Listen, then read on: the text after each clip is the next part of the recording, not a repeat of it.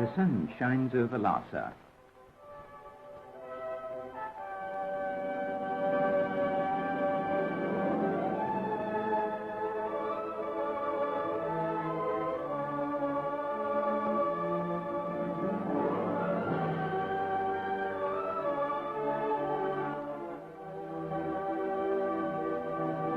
Standing on the roof of the world, Lhasa, capital of the Tibet Autonomous Region, has a history of more than 1,300 years.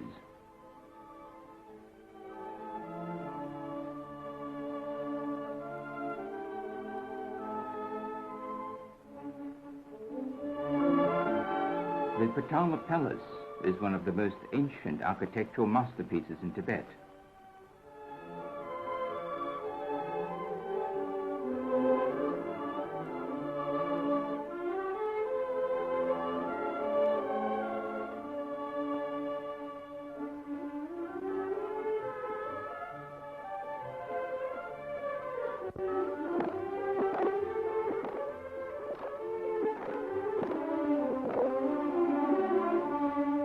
Renowned as a city of sunlight, Lhasa is bright and clear the year round.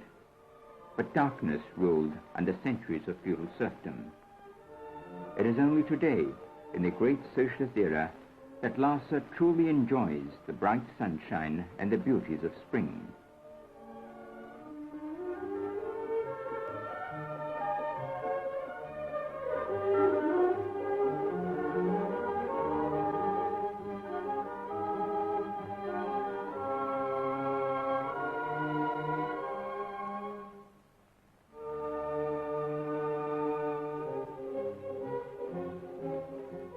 New buildings and factories by the scores bedeck this ancient city.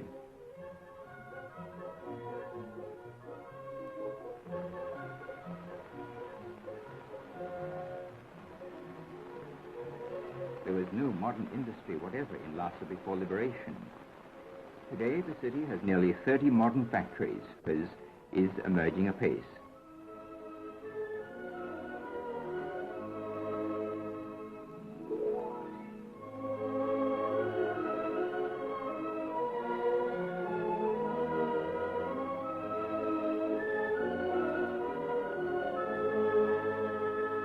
Power, coal, machinery, construction material, chemical and textile industries have appeared in Lhasa for the first time in history.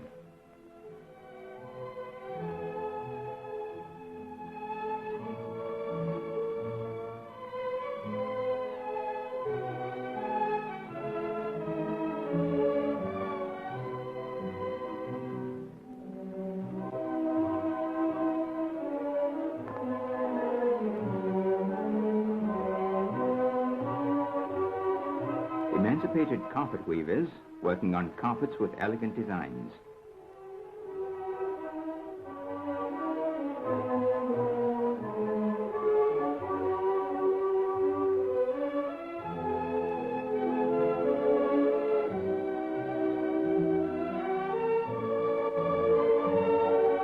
Emancipated serfs handle everything from traditional handicrafts to electronics.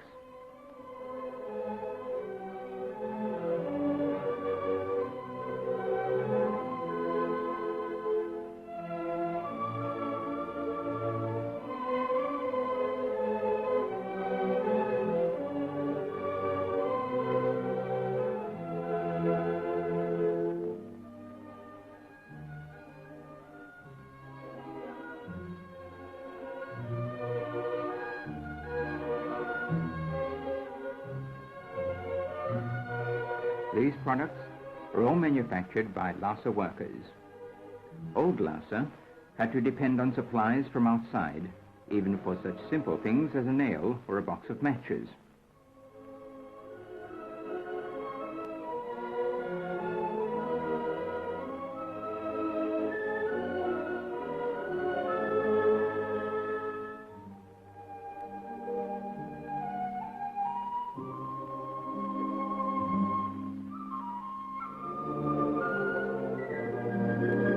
Members are doing wonders on land previously occupied by the three major estate owners in Tibet, namely local officials, the monasteries, and the nobles.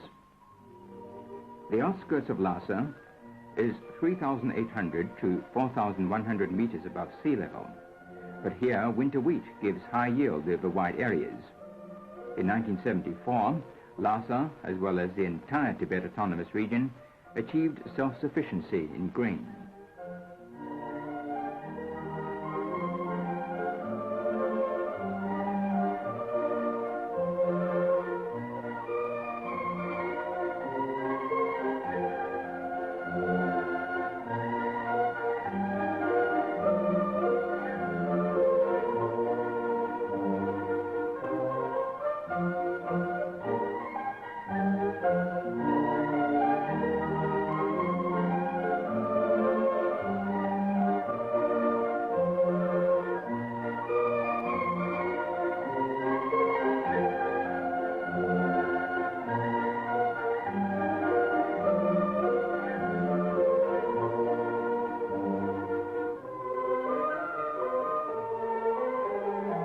In the past, Tibetan herdsmen were nothing but talking animals to the feudal herd owners.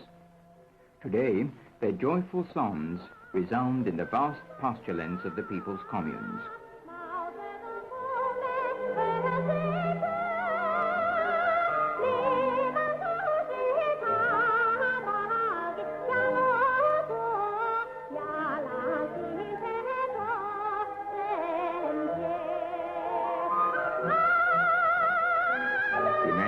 Serfs are harvesting apples they cultivated themselves.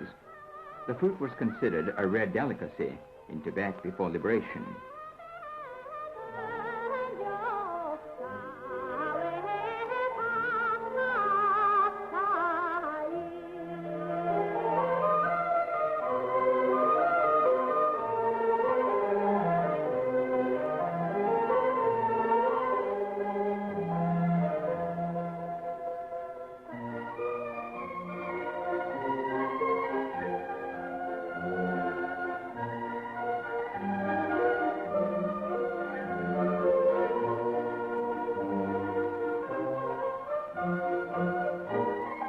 Department stores in Lhasa keep the emancipated serfs well supplied.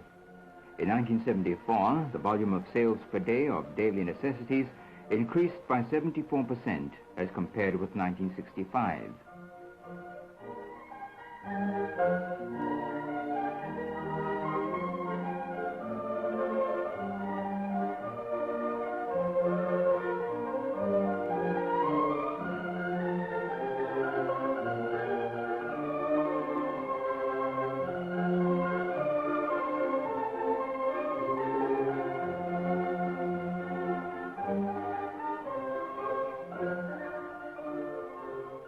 Slaves and beggars of the past have become their own masters.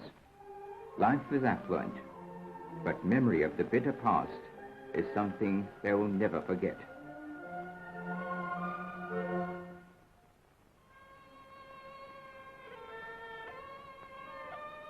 Many just roamed the streets and begged for a living. In old Lhasa, there were 7,000 beggars to a population of a little more than 30,000.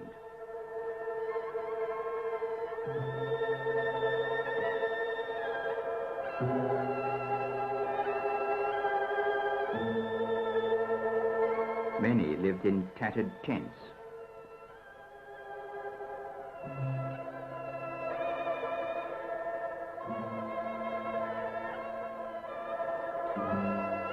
Starving children and dogs scrambled for food left over by the rich.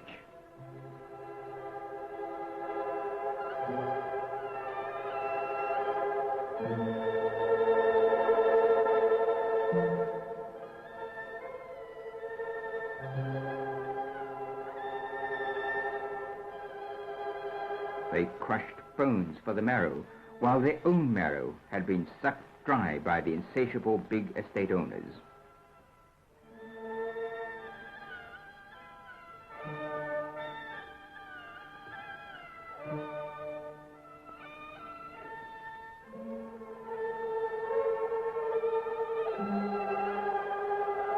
They were treated worse than beasts of burden and worked like one.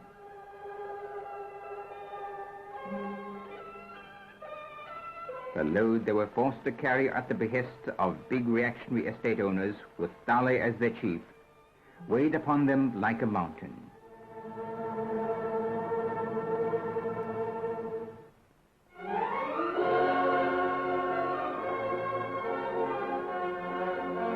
The dark feudal serfdom collapsed at last. With tremendous revolutionary zeal, the emancipated serfs are building a socialist new Lhasa on the ruins of the old society. Through the great proletarian cultural revolution, the city's industry and agriculture underwent an even more vigorous development. And here, the construction of a modern big power plant is in full swing day and night.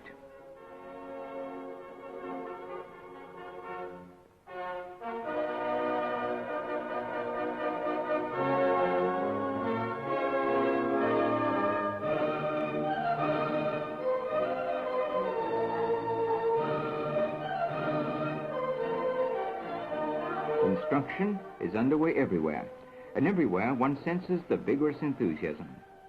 The floor space that has come up in Lhasa since liberation is 10 times the figure on the eve of liberation. The city now spreads itself over more than 10 square kilometers instead of its former size of 1.5 square kilometers.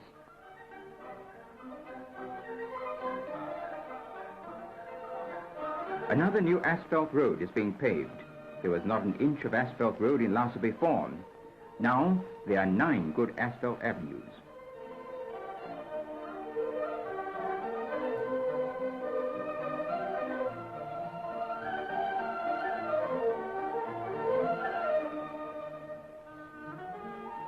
The new roads are referred to as roads leading to happiness.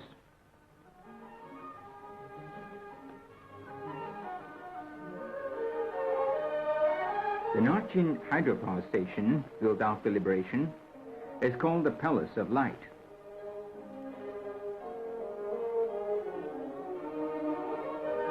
Power supply has more than trebled in the 10 years since the founding of the Tibet Autonomous Region.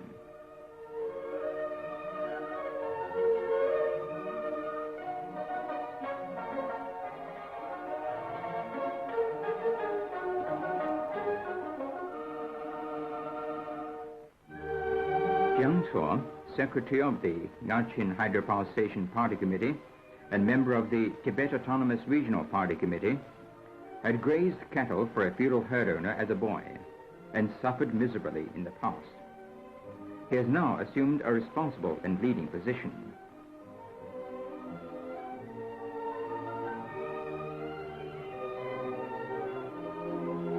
He used to be illiterate. Now he reads books and newspapers in both the Tibetan and Han languages, and spends a great deal of time in conscientiously studying Marxist-Leninist classics and writings by Chairman Mao.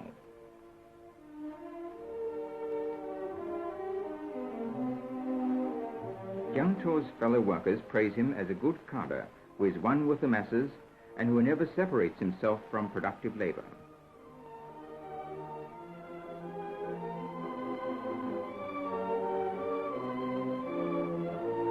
Angong, who leads a team of mechanics at the Ngachin hydropower station, successfully improved a leak-proof device on the turbine, which raised generating capacity from 1,000 kilowatts to 1,350 kilowatts.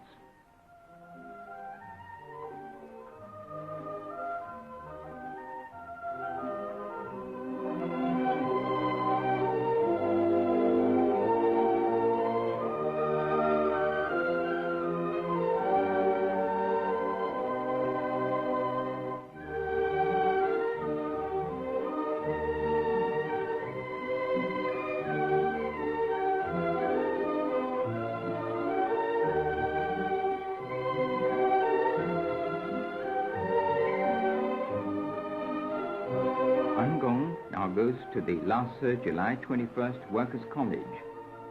It is called July 21st because on this day, in 1968, Chairman Mao issued a directive on educational revolution which states that college students should be selected from among workers and peasants with practical experience, and they should return to production after a few years. The party and state ensure the laboring people the right to receive an education. They also see to it that the laboring people get proper health care.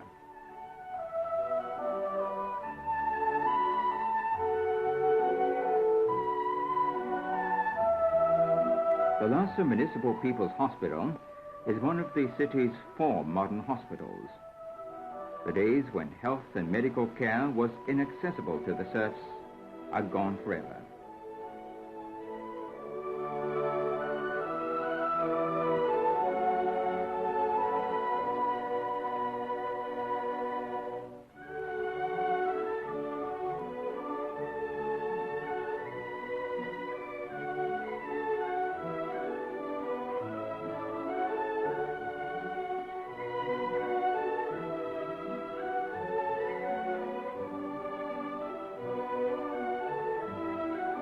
Infants are nicely tucked away in cradles, unlike their parents who were born in livestock sheds.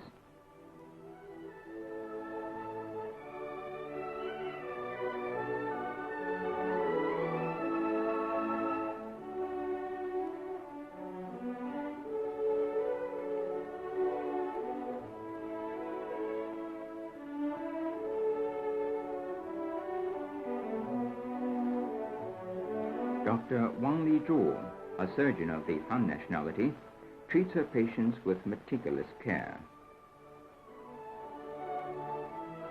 She and the Tibetan doctor, Wang Jiqiren, have been colleagues for many years.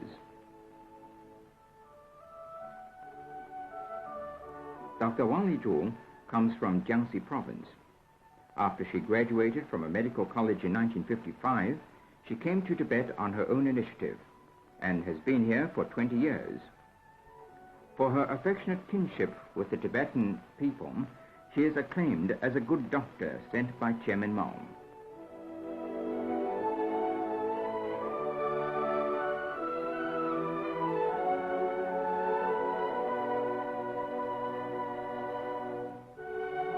Wang Jiqiren is the son of a peasant. He joined the revolutionary ranks when he was very young. Later, the party sent him to Xi'an to be trained as a surgeon.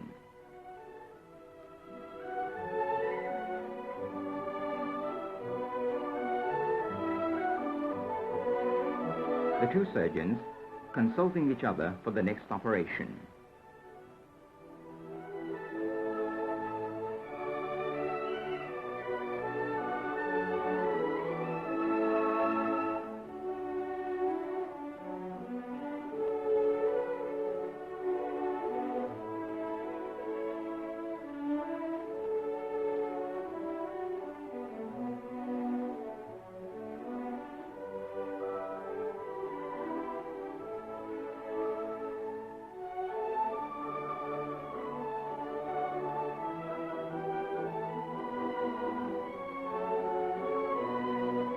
The common cause and common profession bind the 2 families intimately together.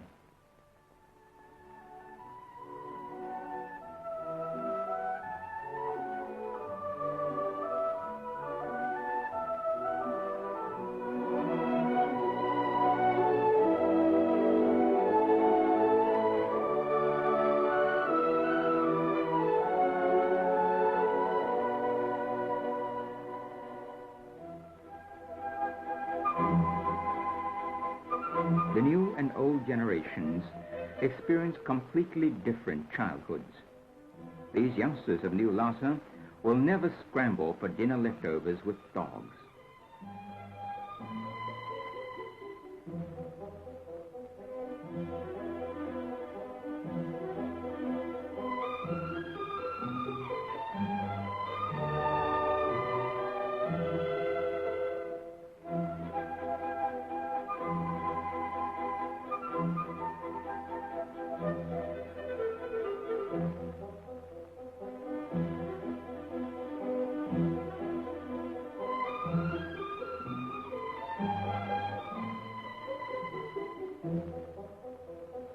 Today, nearly 10,000 Tibetan children go to scores of primary schools in Lhasa.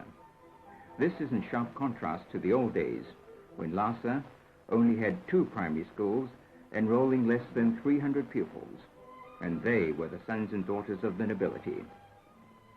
The city also has middle schools, secondary technical schools, July 21st workers' colleges, and a normal school.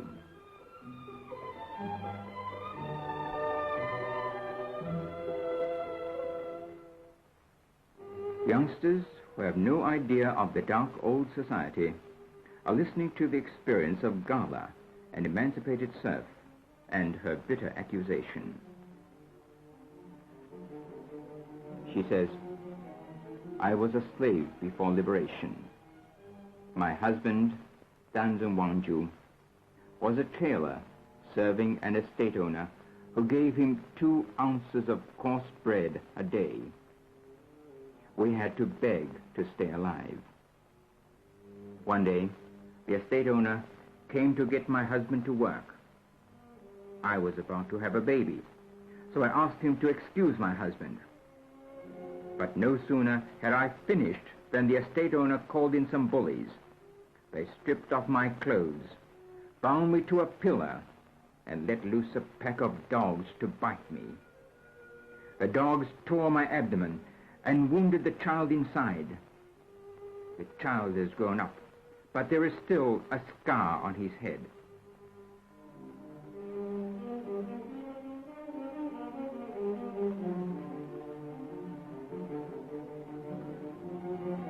It was not until after the democratic reform in Tibet in 1959 that my family began to enjoy a happy life.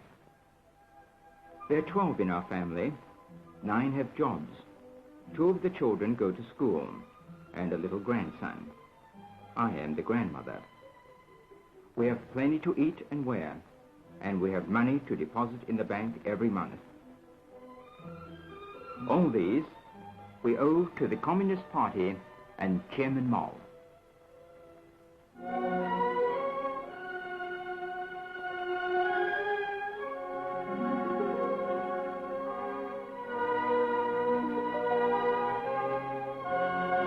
On this particular day, a letter and a photograph arrived from their youngest daughter, Dawa, who is studying finance at the head office of the People's Bank of China in Peking.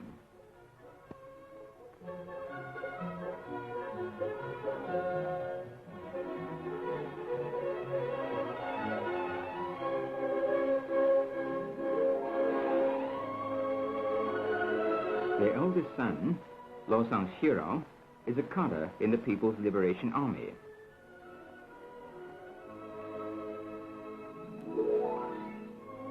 The second daughter, Chiangba, is a hairdresser.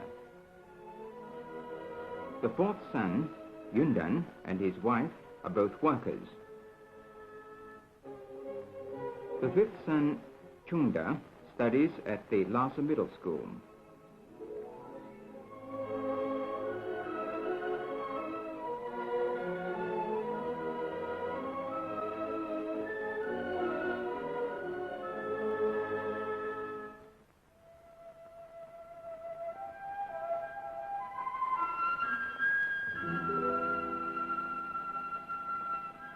Today, Lhasa belongs to the laboring people.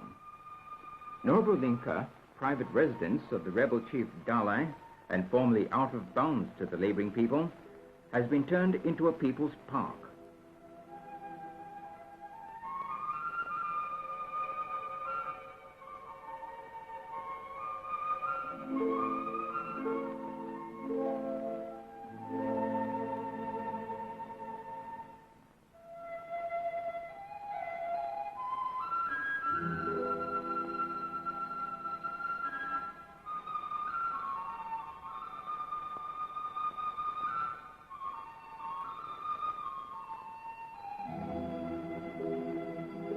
And here is Tanzan Wangju's family again.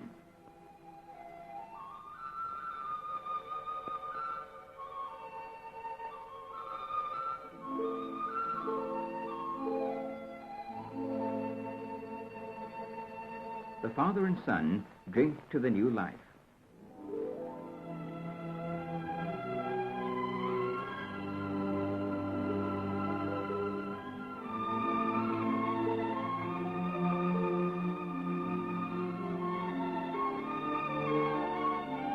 Their grandson is also having a good time.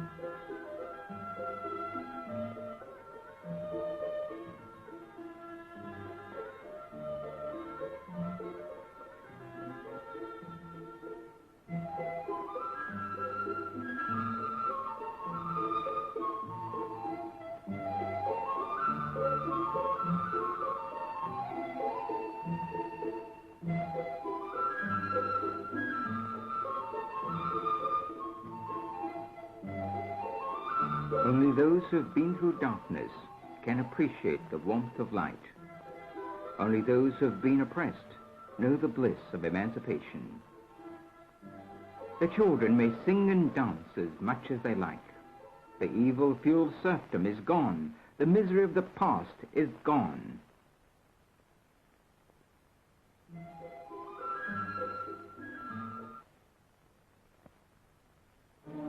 Let us sing and dance. We'll never live like beasts of burden again. We'll never suffer from cold and hunger again. We've smashed the shackles of the millennium. We're slaves no more. Today, we are the masters of New Lhasa. We are the masters of New Tibet.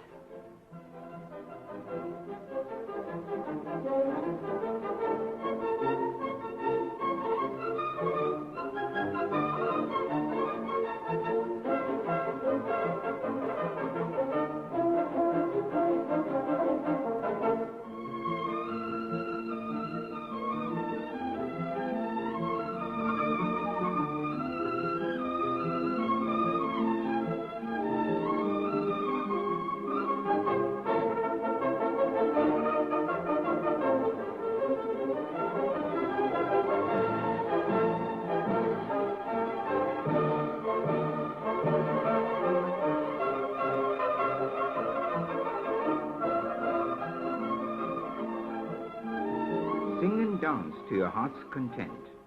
The brilliance of Chairman Mao illuminates the hearts of the emancipated serfs. The sun of socialism shines in Tibet and Lhasa.